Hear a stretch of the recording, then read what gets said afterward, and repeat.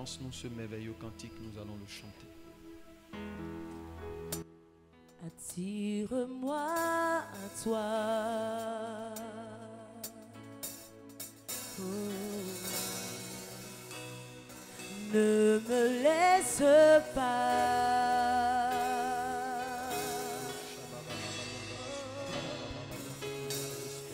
Je veux tout abandonner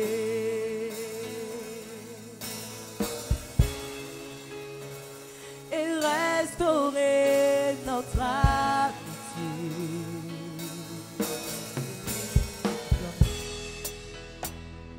Tu es mon désir. Oh. Je ne veux que toi.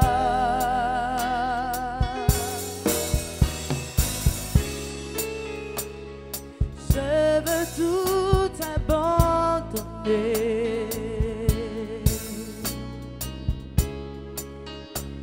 et restaurer notre amitié.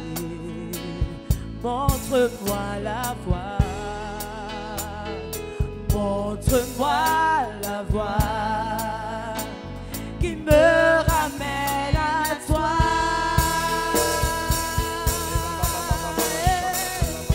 Tu es tout pour moi. Il faut le chanter avec moi. Sans toi, je ne peux vivre. Non, non, non, non, non. Tu es tout.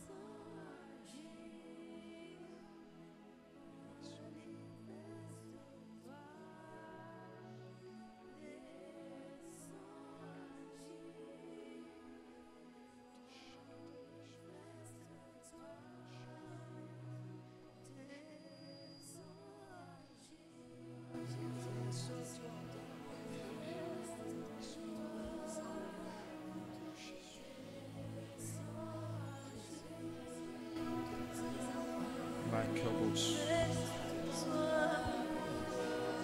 Rabababa Shatalamarians.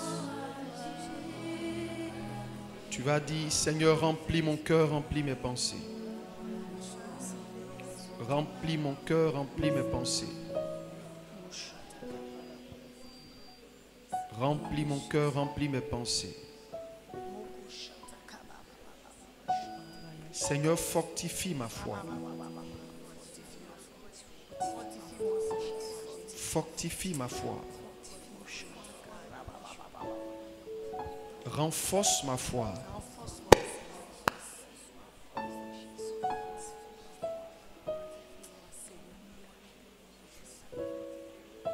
Loma Shata la Mariance.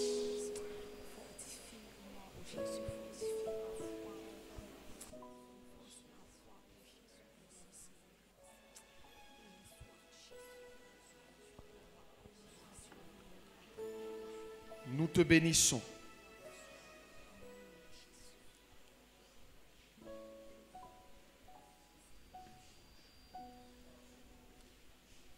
Nous te bénissons.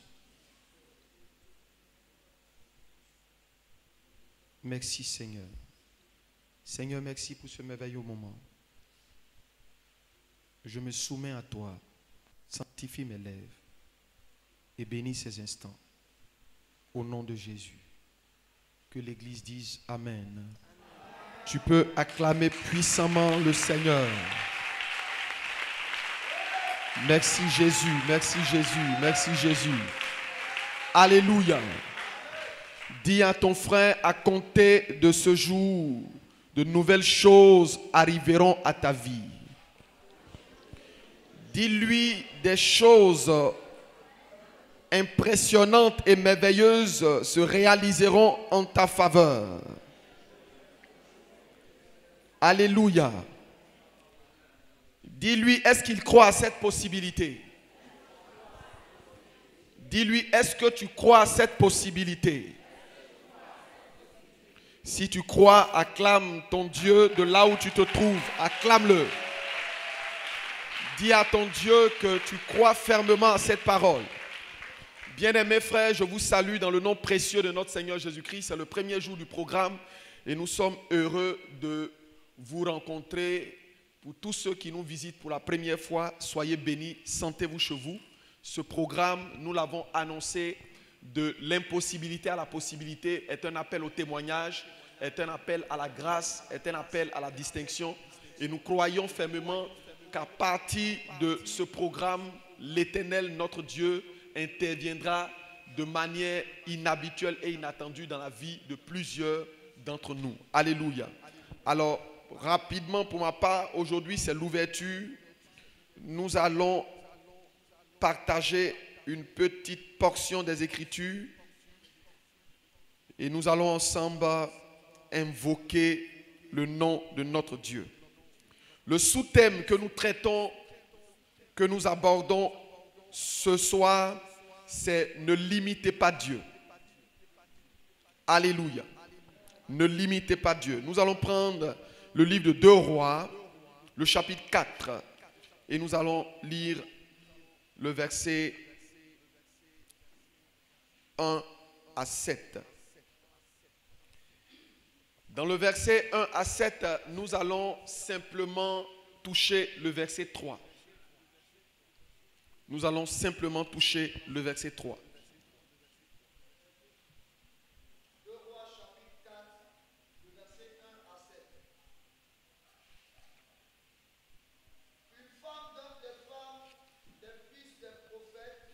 Regardez, cette femme n'est pas n'importe quelle femme.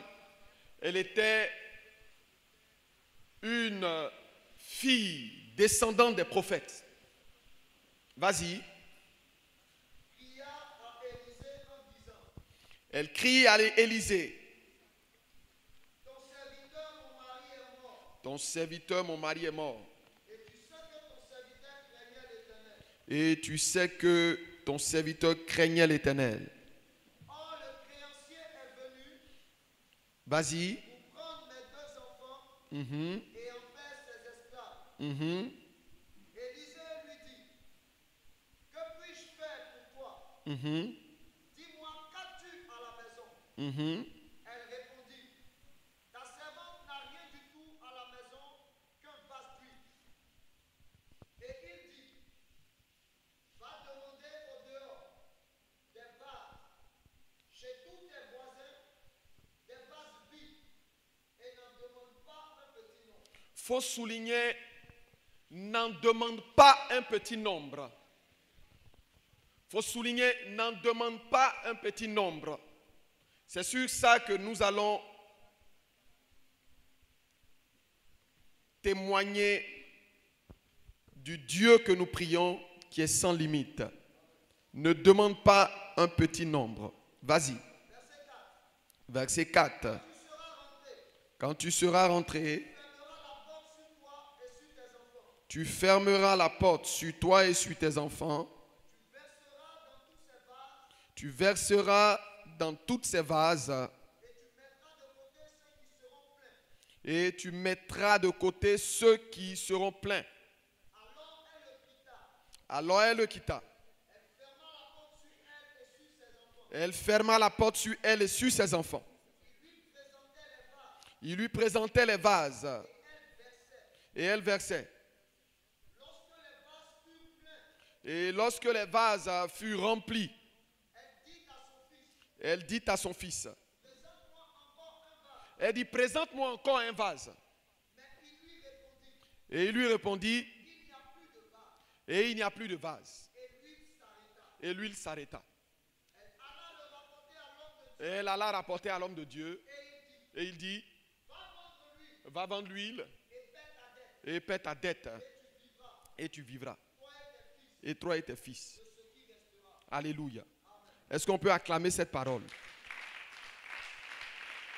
Tu vas nous lire le verset 3 seulement. Regardez ce qu'il est écrit. Verset 3. Et il dit, va demander au dehors des vases chez tous tes voisins. Va demander au dehors des vases chez tous tes voisins. Et des vases vides. Et n'en demande pas un petit nombre. Il faut souligner, n'en demande pas un petit nombre.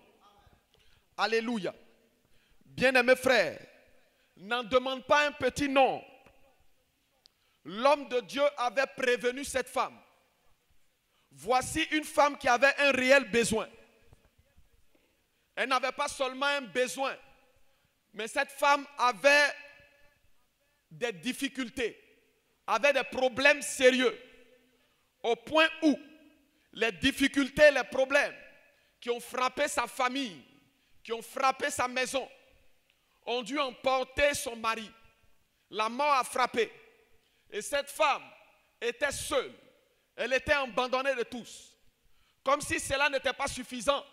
Certainement du vivant de son mari, la situation de leur maison était tellement compliquée qu'elle s'est sentie obligée d'aller prendre des dettes, d'aller emprunter de l'argent. Et cette famille était couverte de dettes. Cette famille avait des crédits un peu partout. Elle avait des arriérés un peu partout. C'était compliqué.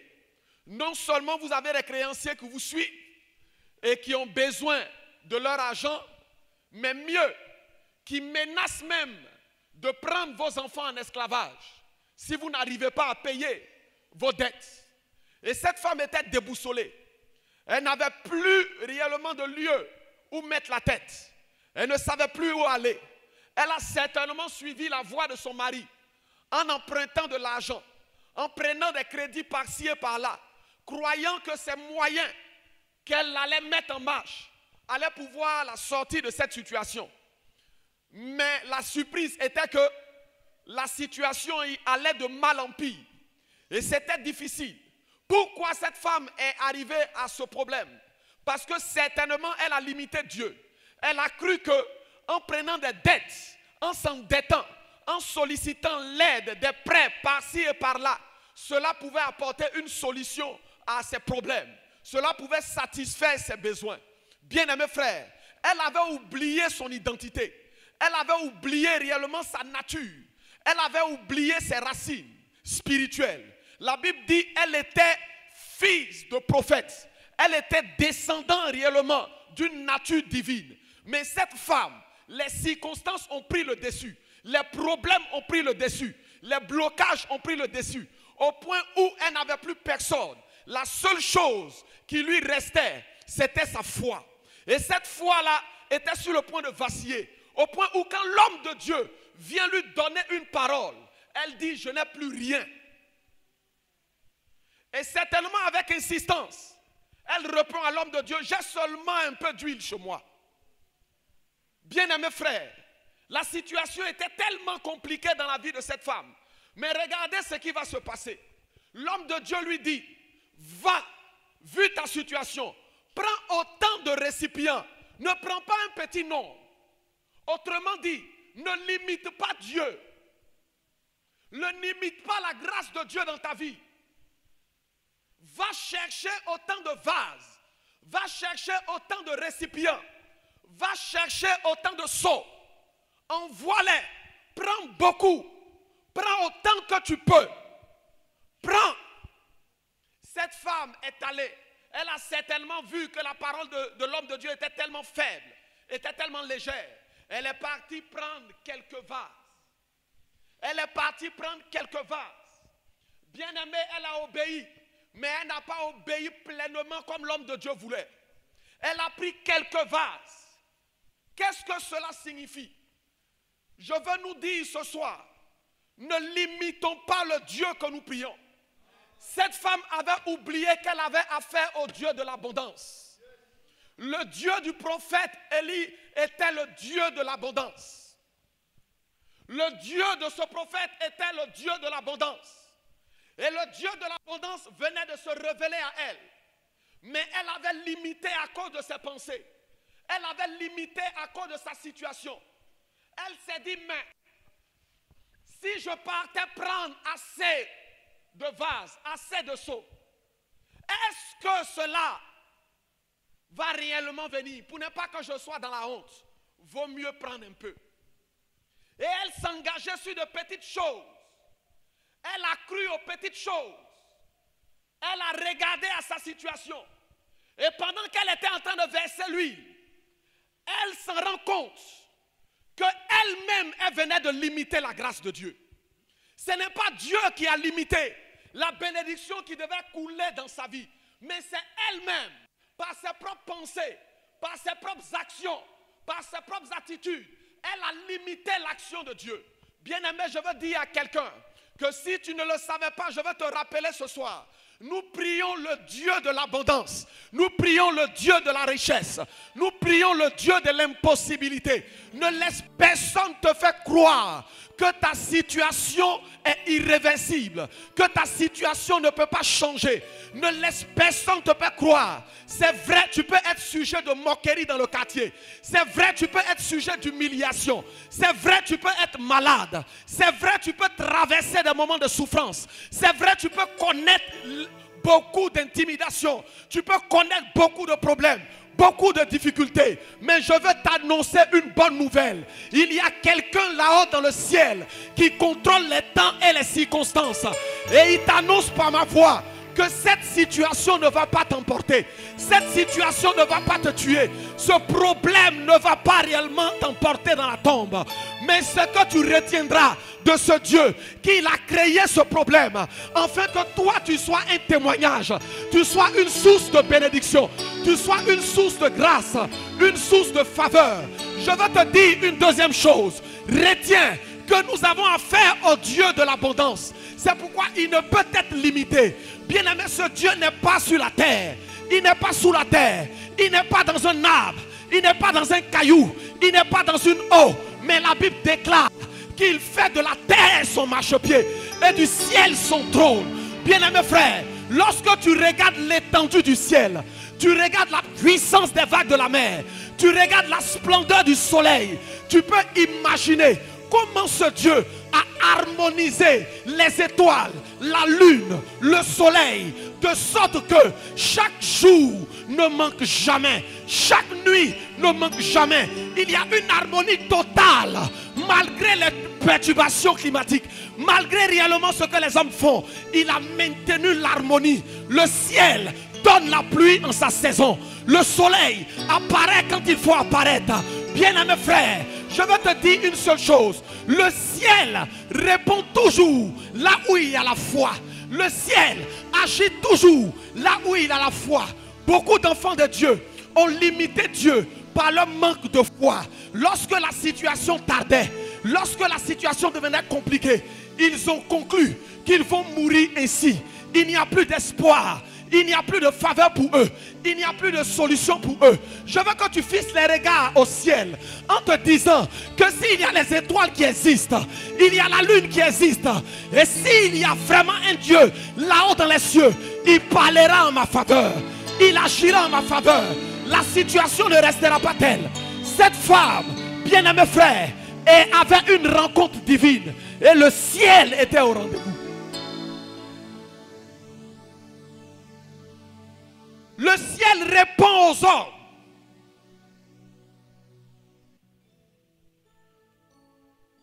Le ciel n'a pas de limites.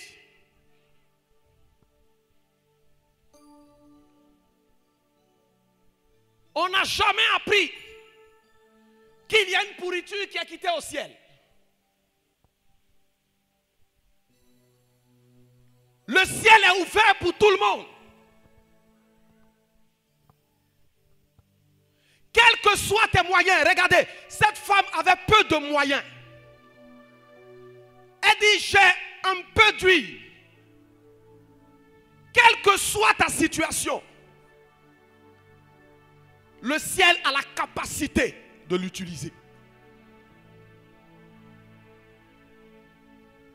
Bien-aimés frères, nous avons limité notre Dieu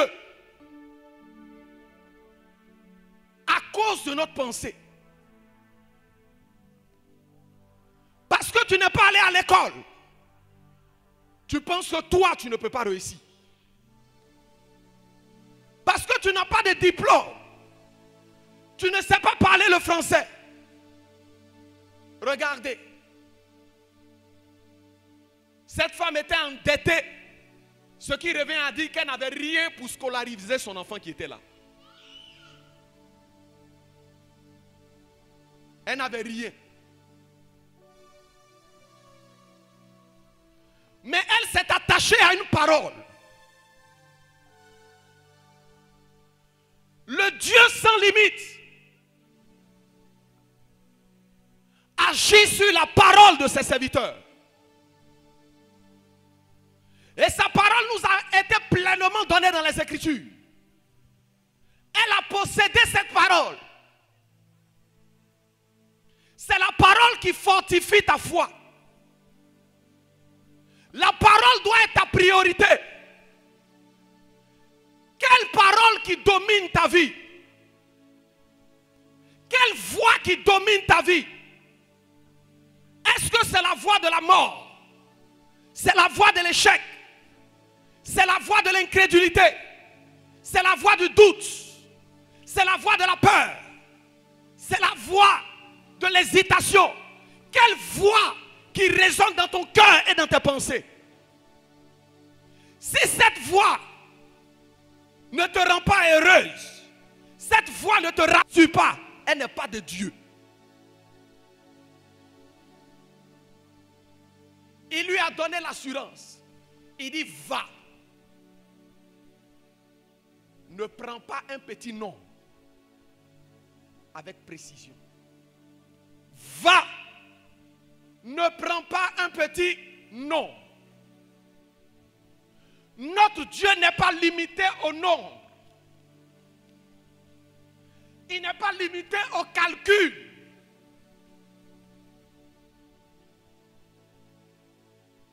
Le nombre d'argent que tu as besoin pour financer ton projet, pour accomplir tes rêves, pour payer la caution de ta maison, n'est pas un problème pour lui. Tu n'as pas besoin de te livrer aux hommes. Tu n'as pas besoin de céder aux hommes. Le nom ne l'arrête pas. Quand on dit lui là, c'est un expert en mathématiques, c'est un expert en toi. Tu trembles déjà. Ne tremble plus. Parce qu'en toi, il y a plus qu'un expert.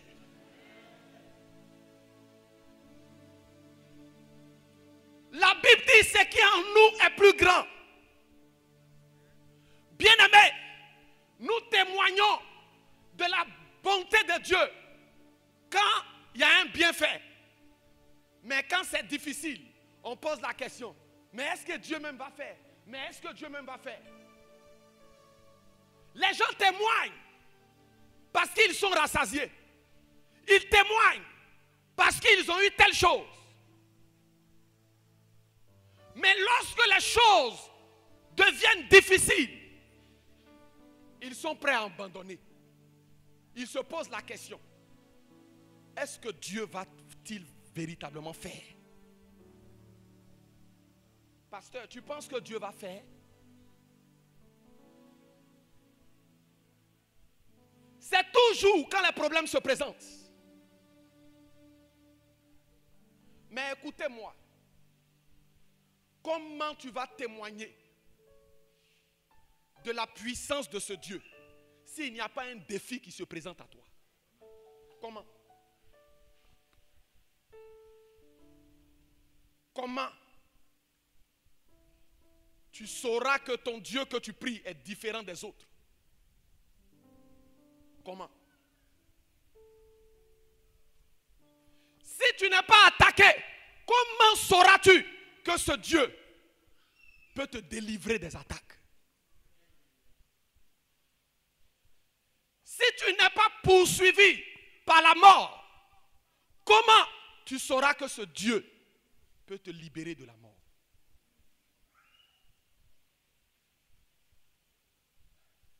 Si on ne t'a jamais humilié, comment tu sauras que ce Dieu est capable de relever celui qu'on humilie?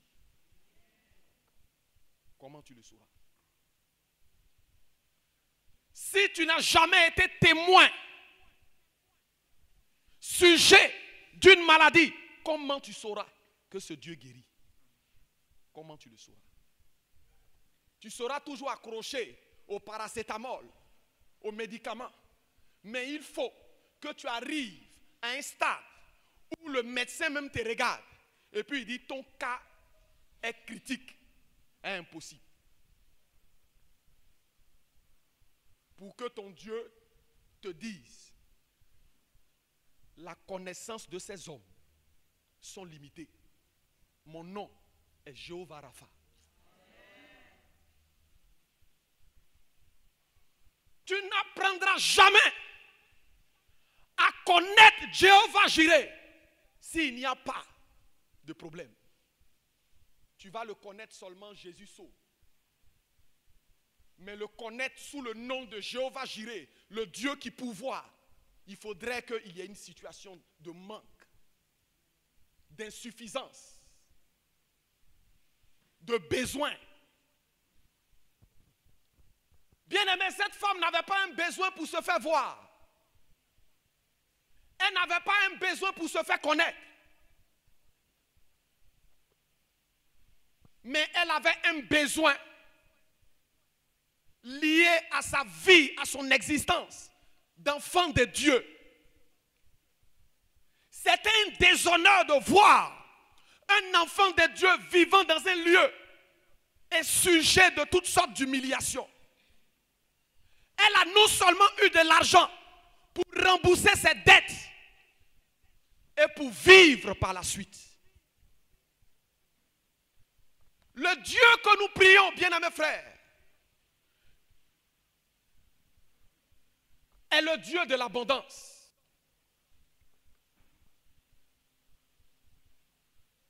Il ne marche pas avec celui qui n'a pas la foi. Il ne marche pas avec des cœurs hésitants.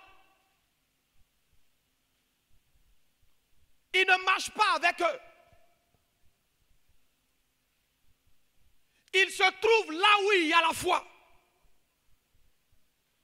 Mais malheureusement, quand cette femme avait l'opportunité de manifester sa foi, elle a limité sa foi. Je veux dire à quelqu'un, pendant que tu crois que tu es arrivé au sommet de ta position financière, Dieu m'envoie te dire qu'il y a plus de grandes choses qu'il veut faire avec toi. Les enfants de Dieu se contentent d'une petite portion. Ils ne voient pas des sociétés. Ils ne croient même pas. Ils se demandent, mais à mon âge, quelle année encore qu'il me reste à vivre? C'est-à-dire lui-même, il prophétise sa mort. Il me reste à vivre combien de temps pour créer ce que tu dis là? Je crois que Dieu va faire. Mais peut-être mes enfants. Ça prouve que nous sommes remplis encore de doutes. Nous ne croyons pas que ces autorités peuvent se convertir. Nous ne croyons pas que Dieu peut changer le cœur de ses responsables qui gouvernent cette nation. Nous ne croyons pas. Mais quand on regarde un pauvre, à cause de sa pauvreté, on se dit, lui là au moins il va accepter Jésus. Parce que pour nous, c'est tellement dur sur lui que le dernier recours c'est Dieu. Mais nous ne croyons pas que ces personnes que nous croyons être riches, pauvres, sans Dieu, ils sont des tombes vivantes.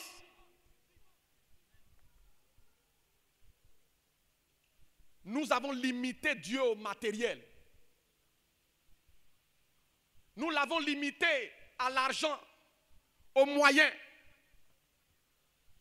Nous l'avons limité à l'école.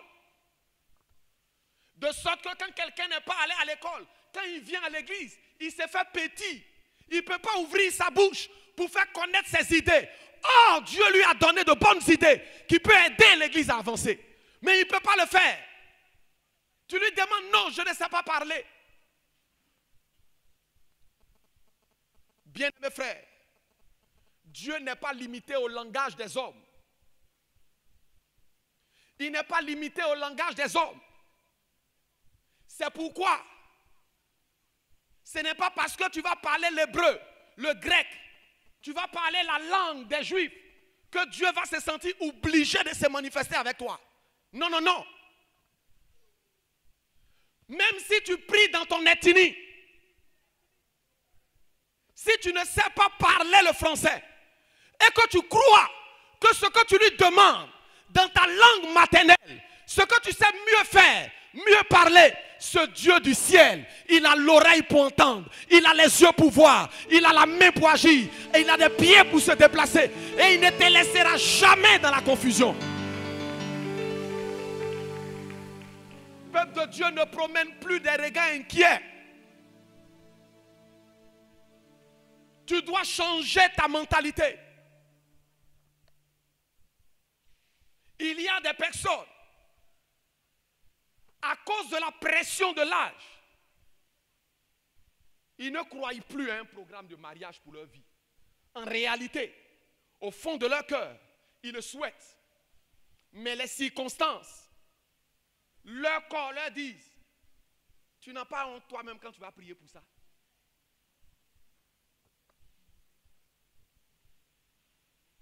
D'autres, le diable va leur présenter le nombre d'enfants. Il va leur présenter son âge. Il ne faut même plus penser à ça parce que tu ne peux plus enfanter. Et tu vas dire, c'est vrai. Toi-même, tu vas t'emprisonner. Il te présente ton passé. Écoutez-moi, la Bible dit, le Dieu du ciel, les choses anciennes sont passées. Ce qui concerne ta vie passée est passé. Dieu veut utiliser ton présent. Tu dois te concentrer sur ton présent. Tu n'as rien à foutre avec le passé. Tu ne dois pas limiter Dieu à cause de ton passé.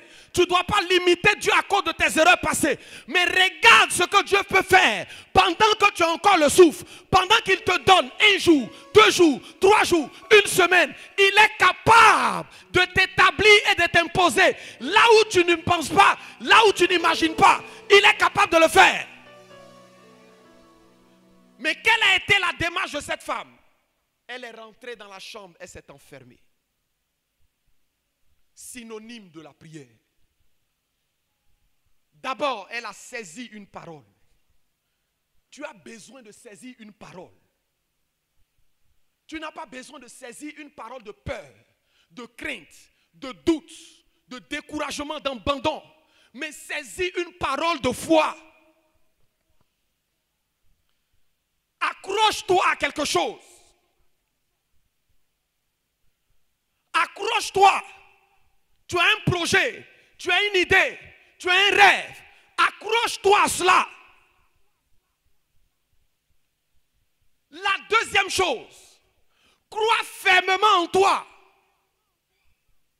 que ce que tu demandes arrive. Regardez, l'homme de Dieu lui dit, va. Elle obéit. Il dit, va prendre des vases vides.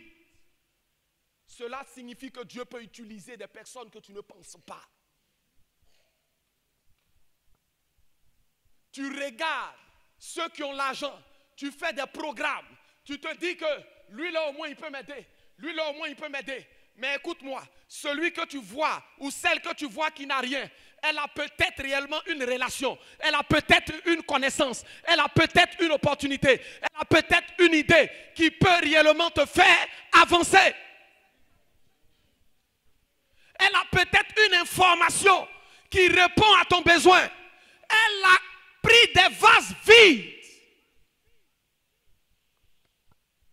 Toi qui penses que tu es comparable à un vase vide, tu sers à quelque chose.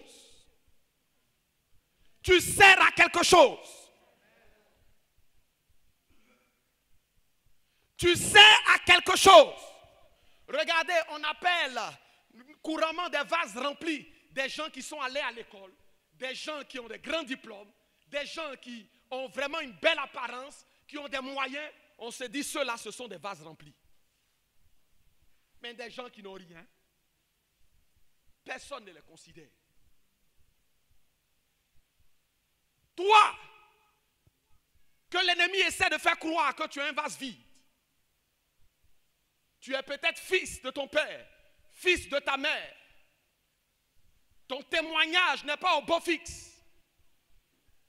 Au point où tu doutes de toi, tu as besoin de l'huile. Tu as besoin de l'huile. Tu as besoin de l'huile. Écoutez-moi, l'huile est une chose précieuse en Orient. Ça sert pour les soins du corps. Et c'est une matière aussi comestible. Il dit, prends cette huile, mets ça dans ces vases. Quelle que soit la forme, la taille, mets ça dans ces récipients. À cause de la goutte d'huile qui a touché ces vases, les vases sont devenus des instruments précieux, des instruments de valeur, à cause de l'huile qui était là. Bien-aimé frère, à cause de la présence de Dieu sur ta vie, tu auras de la valeur. L'on changera des regards sur toi. L'attention des uns et des autres changeront. Les décisions changeront. Les avis des uns et des autres changeront. Bien-aimé frère, même si tu avais des faiblesses, on ne regardera plus tes faiblesses, mais on verra la matière divine. On verra la présence de Dieu. On verra la gloire de Dieu. Et les gens seront obligés de composer avec toi pour avoir du goût, pour avoir de la saveur, pour avoir réellement de la paix. Ils seront obligés de composer avec toi parce que tu es l'huile de la saison, tu es l'huile de la circonstance, tu es l'huile qui leur donnera l'opportunité, qui emmènera l'argent dans la vie, qui emmènera la grâce dans la vie, qui emmènera la faveur dans la vie. C'est pourquoi ne doute pas de la présence de Dieu. Vase vide. Dieu veut t'utiliser.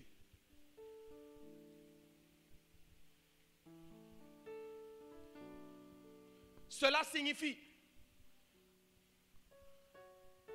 que ton voisin, ta voisine peut être une bénédiction pour toi. Regardez, si cette femme était en palabre avec son entourage, est-ce qu'elle pouvait rentrer dans une maison pour dire donne-moi ton seau?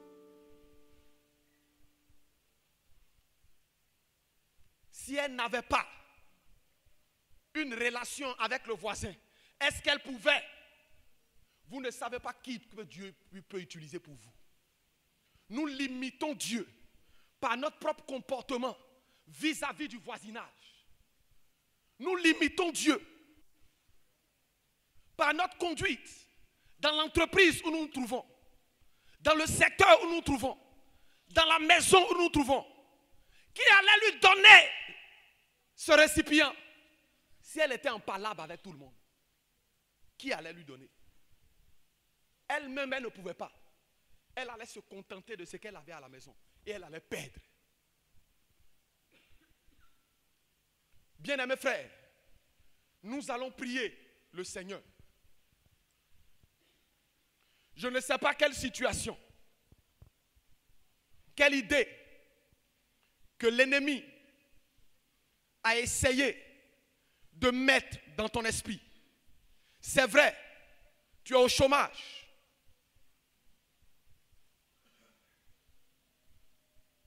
Dieu te demande ce soir de croire qu'il est capable d'ouvrir une porte pour toi.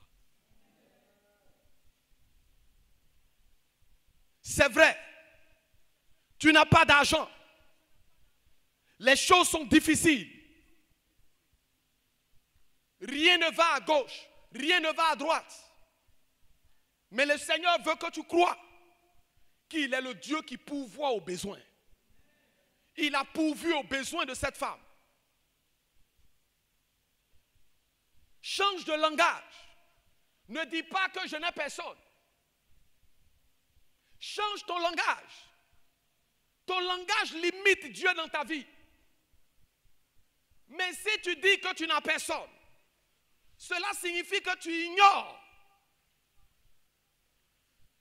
qu'il y a un Père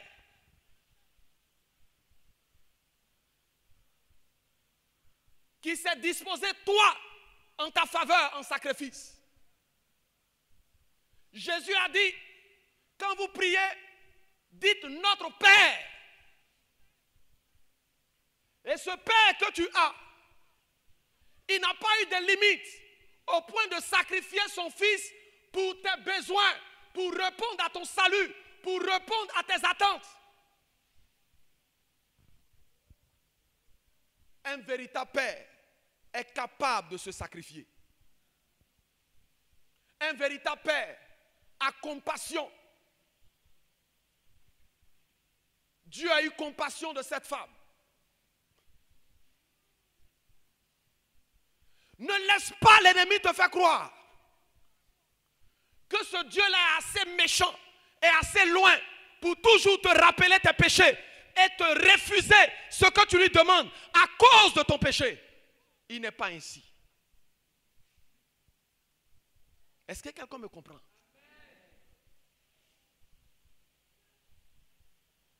Mais le problème, c'est que nous-mêmes, nous ne réalisons pas. Regardez l'image qui monte. Vous voyez, il y a des enfants qui sont des voleurs, qui sont des bandits, des drogués. Et vous voyez la mère qui se pointe. Généralement, le père, il a honte. Il se met à l'écart et il met la maman devant. Et souvent même, il abandonne. Et la mère dit, s'il est voleur, il est drogué, c'est mon enfant. Quand il vient avec une blessure de machette, la même mère, elle prend de l'eau chaude et elle panse ses plaies. Malgré qu'elle a mal, qu'elle ressent de la douleur, elle lui dit, tu veux me tuer, il faut changer. Je ne te demande pas de l'argent, je ne te demande pas de l'or. La seule chose que je veux, qui va me rendre heureuse, il faut changer. Dieu a compassion. Mais nous avons limité Dieu dans notre esprit parce que nous ne savons pas ou nous avons oublié que nous adorons le Dieu de compassion. Les démons n'ont pas de compassion. Aucun féticheur, aucun sorcier, aucun mystique n'a compassion de qui que ce soit. Mais nous oublions. Il ne s'est pas arrêté au sacrifice. Malgré son sacrifice, il sait que beaucoup d'entre nous vont commettre des erreurs, vont commettre des fautes, vont même par moments abandonner. Regardez un enfant de Dieu qui va aller prendre des dettes, être surendetté. Une honte pour l'Église. Mais malgré cela, le Dieu de compassion s'est approché. Un père véritable, il guide ses enfants. Il guide. Il a orienté cette femme. Il dit, écoute, tu dois mettre une seule chose en marche dans ta vie. Mets en marche ta foi. C'est ta foi qui attirera l'argent que tu cherches. C'est ta foi qui te donnera la paix que tu cherches. C'est ta foi qui te donnera le mari que tu cherches. C'est ta foi. Ne te laisse pas distraire. Elle a commencé à dire, mon mari est mort, mon mari est ceci. Vous voyez, des gens aiment chercher la faveur des hommes en exposant leurs problèmes, en exposant tout ce qu'ils ont. Ils veulent qu'on leur prenne en pitié. Et quand on a pitié, on doit enlever quelque chose pour leur donner. Mais ce que l'homme ou ta soeur, ton frère te donnera à côté n'est rien par rapport à ce que ta foi peut attirer. C'est la foi qui opère, qui emmène réellement, c'est ce qui est invisible dans le visible, qui rend possible l'impossible, qui emmène à l'existence ce qui n'existe pas. Et cette foi, tu l'as reçue en toi depuis le premier jour que tu as accepté Jésus-Christ de Nazareth. Le ciel veut marcher avec toi. Dieu ne marche pas avec des peureux. Il ne marche pas avec des hésitants. Il ne marche pas avec des gens qui abandonnent. Des gens réellement qui doutent. Il ne marche pas avec les incrédules. Mais il marche avec ceux qui espèrent. Le Père récompense. Dieu veut récompenser tes prières. Quel enfant qui réjouit le cœur de sa mère, pauvre soit-elle, je dis bien pauvre soit-elle, elle fera l'effort de porter son enfant sur le dos pour le travail bien fait. Elle le portera. Et ça sera sa joie de courir, de chanter dans le quartier. Mon enfant m'a apporté du bonheur.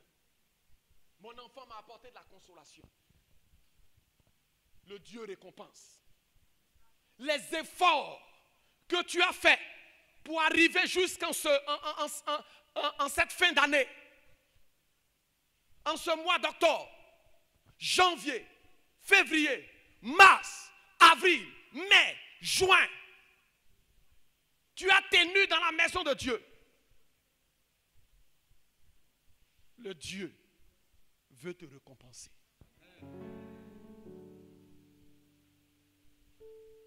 Nous avons limité notre Dieu parce que nous ne croyons pas qu'il est capable de nous récompenser.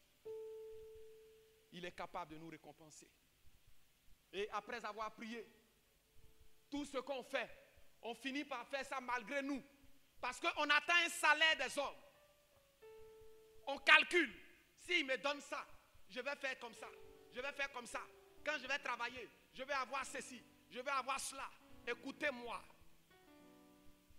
Vous ne pouvez jamais vivre sur la terre des hommes en vous contentant d'un salaire.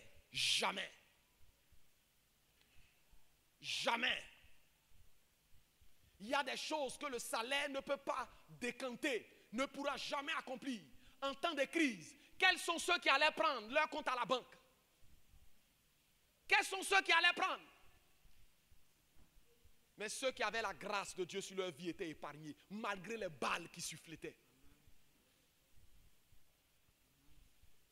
Ils étaient dans des zones tangibles, où la mort était visible. Ils dépassaient des cadavres.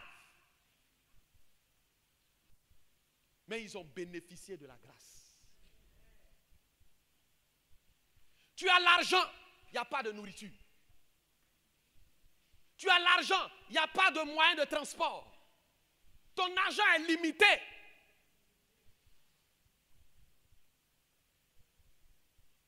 Cette femme a bénéficié de la grâce. Regardez, elle a essayé de prendre certainement des prêts du vivant de son mari pour essayer de faire un commerce, espérant que les choses vont marcher pour rembourser ses dettes. Mais elle allait de dette en dette. Mais le jour qu'elle s'est connectée à la grâce, le peu qu'elle avait s'est multiplié au point que sa maison est devenue une entreprise. Je prophétise que le Dieu sans limite fasse de ta vie une source de bénédiction, fasse réellement de tes projets une entreprise qui deviendra une réalité, une idée qui deviendra une réalité. L'idée que tu as, le projet que tu as marchera, sera fécondé par le touchement de la puissance de Dieu, ouvrira les éclus des cieux et apportera faveur sur ta vie, apportera opportunité sur ta vie, disposera les hommes qu'il faut, les femmes qu'il faut, afin que l'entreprise auquel tu aspires devienne la réalité. Tu as appris le commerce, tu as appris la couture, tu n'as personne pour te payer une machine. Ne t'inquiète, crois seulement que toi aussi tu auras ta place, tu auras ton magasin. Ils n'ont qu'à augmenter tous les magasins qu'ils veulent en des millions, en des milliards. Bien-aimé frère, si tu as mis dans ton cœur que le Dieu doit te donner un magasin, il te donnera et tu seras heureuse là où tu es, parce que la terre lui appartient. Ce n'est pas l'argent qui définit, mais c'est la puissance de Dieu qui définit cela.